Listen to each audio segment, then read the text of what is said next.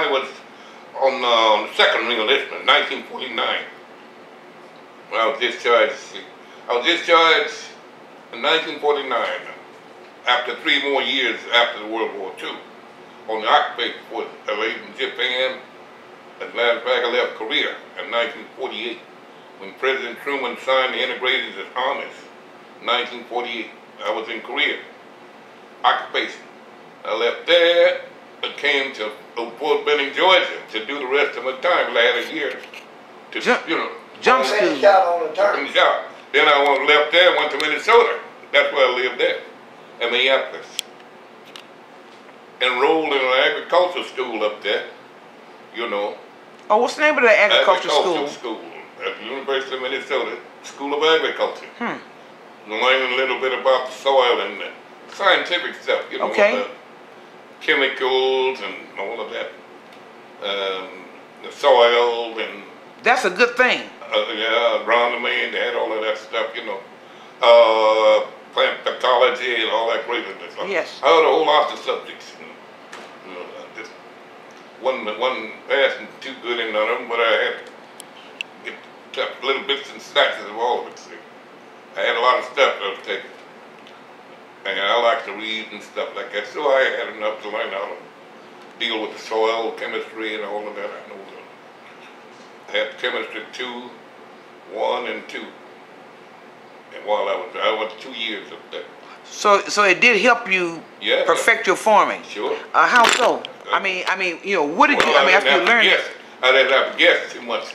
I know what I was doing when I planted seed. Okay, such as what? For example, give me just one example how you applied what you learned in agriculture school to what you did actually on the farm. On the farm. Well, I learned how the method of hooking your tools. You got agricultural engineering.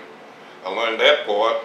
But I thought you just hook a tractor, just hook onto it and pull off. You don't do that. Engineering requires balance, what they call side drag. You know what that is in the laboratory. You got some discs, they call discs, little wheels that cuts and molds the soil. Yeah. Okay, you got some 15 inches.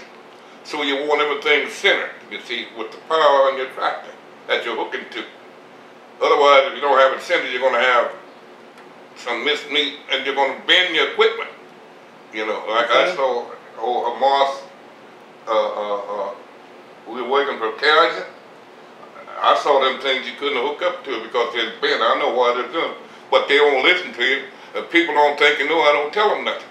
But I saw exactly what was happening. I could have told you exactly what was happening.